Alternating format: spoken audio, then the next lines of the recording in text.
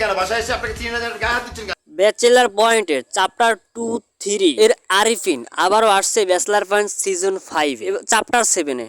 Bachelor পয়েন্টের নির্মাতা কাজল আরিফিন অমি সে নিজের মুখে বলছে চ্যাপ্টার 7-এ সিজন 5-এর নতুন এক চমক আছে। সেই চমকই তাহলে আরিফিনের। সেই চমকটি আসলে কি, আশা করি আপনারা সবাই ধারণা করে ফেলছেন অলরেডি। ধারণা করা যাচ্ছে সিজন 5 চ্যাপ্টার 7-এর সেই চমকটি হবে আরিফিন আসারে চমক। এর কথা বলছে কাজল আরিফিন অমি।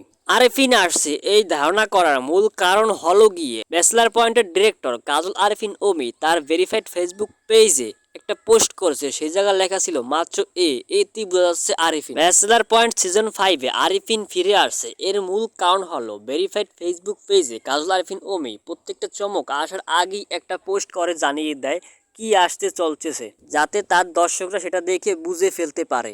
আমার আপনার ধারণা হয়তোবা ভুলও হতে পারে, কারণ এতে শুধু ব্যাচেলার পয়েন্ট চরিত্রে আরিফিনই হয় না, আরও অন্য নামও হতে পারে, যেমন ধরুন অন্তরা।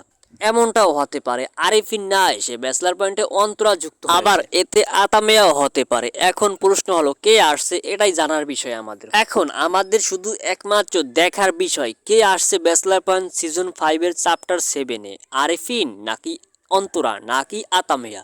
আপনারা কমেন্টে জানিয়ে দেন কে আসছে আসলে মূলত ব্যাচেলার পয়েন্ট সিজন 5-এ, এবং লাইক ফলো করতে একবারও ভুলবেন না।